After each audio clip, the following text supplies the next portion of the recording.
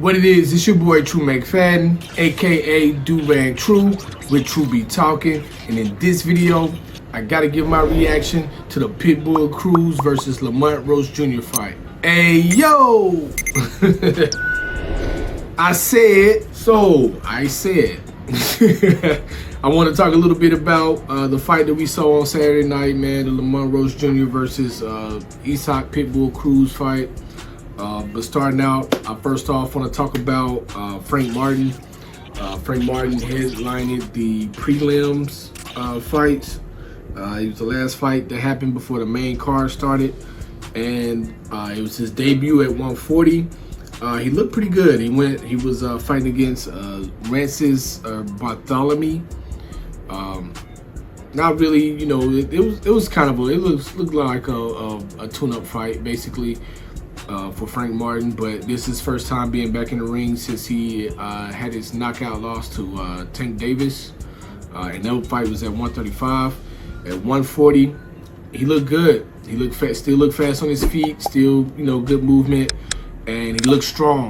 He actually got a knockout win, one hitter quitter, put dude on his back. I mean, it actually got kind of scary for a minute. The dude was like, he was knocked out cold basically. So they had to, you know, get people in the ring to get him up and back on his feet. But yeah, Frank Martin looked good. He's at 140, ready to see what he's gonna do next. Definitely put on a pretty good show on Saturday night. O'Shaquie Foster, of course, I put out a quick little prediction before that fight happened on Saturday. So O'Shaquie Foster versus Fulton Jr., Stephen Fulton Jr. I talked about, in my quick prediction, I talked about how, you know, Stephen Fulton Jr. came in 2 pounds overweight.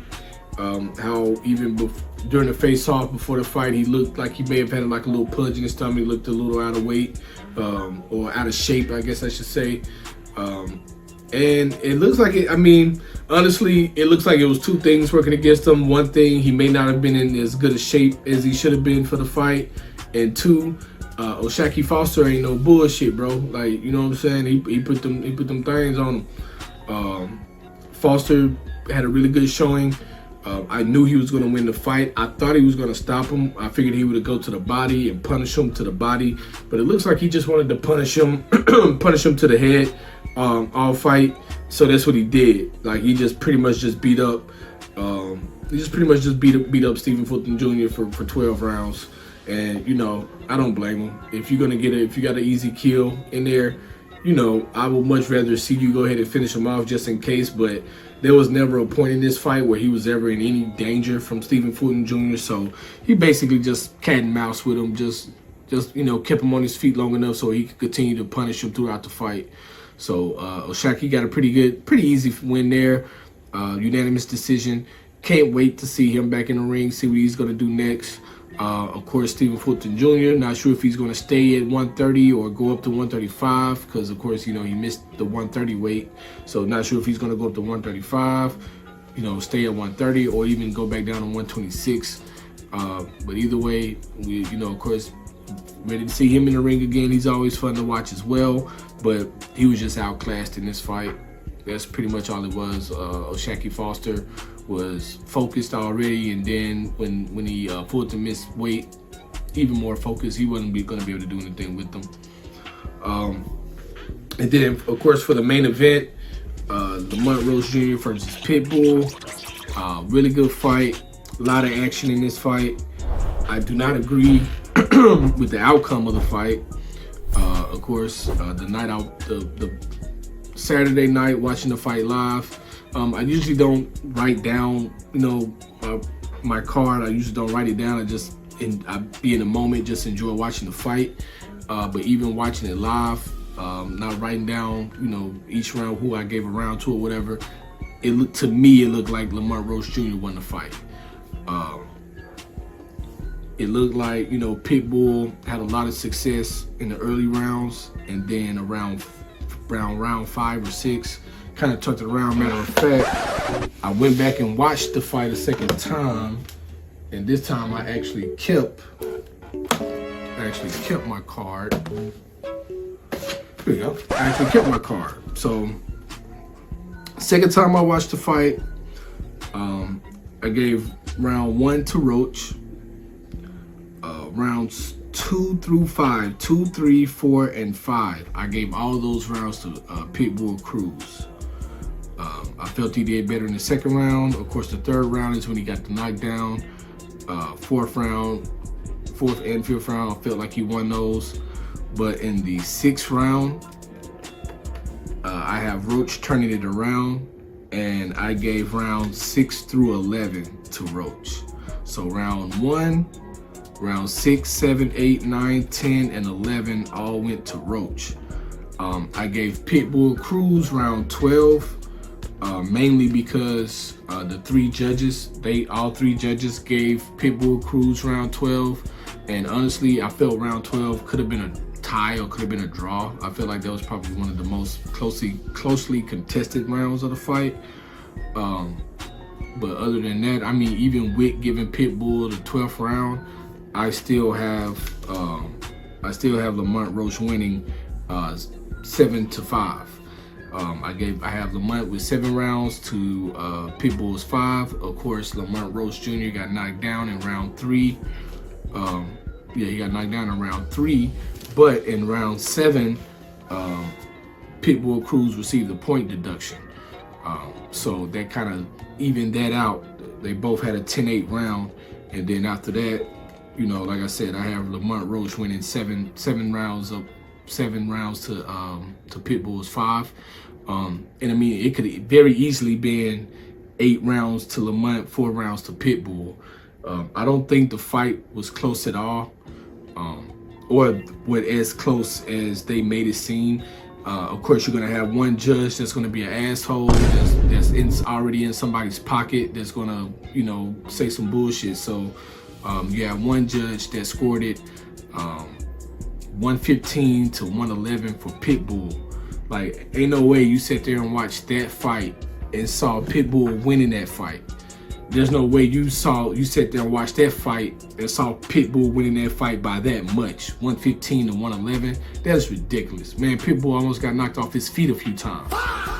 Lamont Roach Jr. did exactly what I thought he was gonna do. He got in there, he stood his ground, he did move some. Of course, he used his feet a little bit, but for the most part, he stayed, actually not for the most part, for the whole fight, he stayed in range. He countered Pitbull. That short left hook, that little check hook, he was kicking Pitbull's ass with that hook all night long. And he stood there, he exchanged with Pitbull, he won some of those exchanges. It was just a really good performance. It was a really good performance, and honestly, I hate that this is the one part about boxing that it still can fuck it up, because there's no way Pitbull, you know, even fought that to a draw. I don't believe it was even a draw. It was nowhere near a draw.